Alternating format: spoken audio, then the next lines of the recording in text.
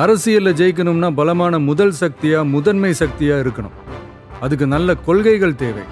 ஏன்னா கொள்கைகள் தான் அரசியலுக்கான ஸ்ட்ரென்த், டிசிப்ளின் எல்லாமே. அப்படியான அரசியல் பயணத்துக்கு நாம யாரை துணையாவும் வழிகாட்டியாவும் எடுத்துக்கணுங்கிறதுல ஒரு நல்ல தெளிவும் புரிதலும் இருக்கணும்.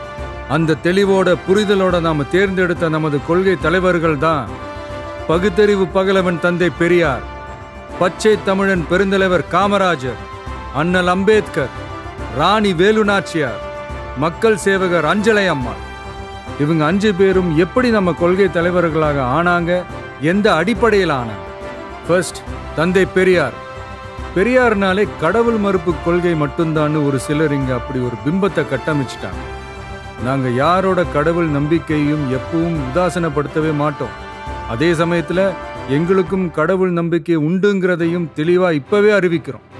சர்வ மத பாதுகாப்புக்கும் சமய நம்பிக்கைகளுக்கும் அரணா இருக்கிறது தான் எங்களோட சமரசமற்ற அடிப்படையான ஆழமான நிலைப்பாடு. பெண் விடுதலை, பெண் கல்வி, பெண்கள் முன்னேற்றம், சமுதாய சீர்திருத்தம், சமூக நீதி போன்ற கொள்கைகளை முன்னெடுத்து சென்ற காரணத்துக்காகவே தந்தை பெரியார் எங்களோட அரசியல் வழிகாட்டி மற்றும் கொள்கை தலைவராக ஏற்க முடிவு செஞ்சோம். எங்களோட அடுத்த கொள்கை தலைவர் பெருந்தலைவர் காமராஜர். கல்விக்காகவும் தொழில் வளர்ச்சிக்காகவும் அந்த காலத்திலேயே யோசிச்ச உத்தமர் காமராஜர். மதச்சார்பின்மையை இந்த மண்ணில் ஆழமா விதைச்சதுல அவருக்கும் பெரிய பங்கு உண்டு. இன்னைக்கும் நேர்மையான நிர்வாக செயல் திறனுக்கு இங்கு நீடிச்சு நிலைச்சு ஒற்றை உதாரணமா நிக்கிற ஒரே தலைவர் பெருந்தலைவர் காமராஜர் மட்டும்தான். அதனால பெருந்தலைவர் காமராஜரை நம்மளோட நிர்வாக செயல்முறை சித்தாந்தத்திற்கான சிற்பி, வழிகாட்டின்னு தலை நிமிர்ந்து பெருமையோடு அறிவிக்கிறோம். நமது அடுத்த கொள்கை தலைவர் இந்திய துணைக்கண்டத்தின் அரசியல் சாசனத்தை ஆக்கி காட்டிய சட்ட மேதை அண்ணல் அம்பேத்கர்.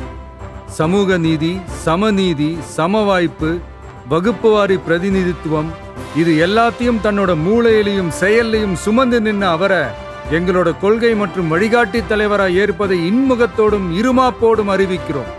எங்களின் ஆகப்பெரும் அடுத்த வழிகாட்டி இந்த தமிழ் பெருநிலத்தின் சிவகங்கை பகுதியை கட்டியாண்ட மாபெரும் பேரரசி, பெண்ணரசி ராணி வேலு நாச்சியார். தன்னோட கணவரை இழந்த பிறகும் கூட கைம்பெண்ணா வீட்டுக்குள்ளேயே முடங்கி கிடக்காம வாளேந்தியும் வேலேந்தியும் இந்த மண்ணை காக்க போர்க்களம் புகுந்த வீர புரட்சியாளர். இந்தியாவோட முதல் விடுதலை பெண் போராளி தான் நம்ம வேலு நாச்சியார். நாடாண்ட தமிழச்சி.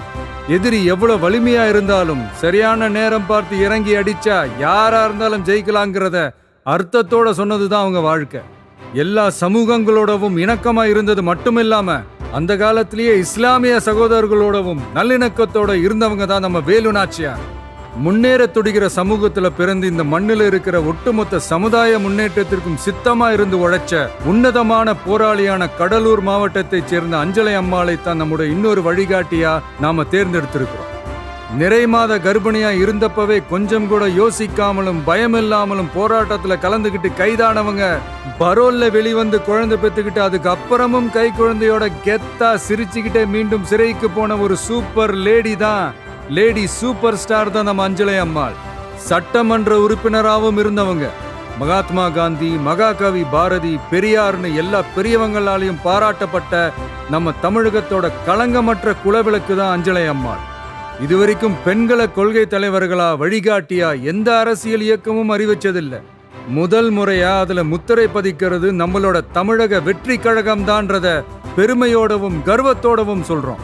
சிறப்பு மிக்க இந்த 5 தலைவர்களையும் கொள்கை தலைவர்கள் மற்றும் வழிகாட்டிகளாக ஏற்று களமிறங்கும் தமிழக வெற்றி கழகம் தமிழக அரசியலின் வெற்றி உலகமாகவும் மாறுவதையே தன் சித்தமாகவும் சித்தாந்தமாகவும் கொண்டு களமாட உறுதியேற்கிறது. எப்போதும் கொள்கை வழியில் சமரசம் இல்லாமல் நின்று தமிழ்நாட்டின் வெற்றிக்காக புதியதோர் விதியொன்றை புதுமையாய் நாம் செய்வோம். வெற்றி நிச்சயம்.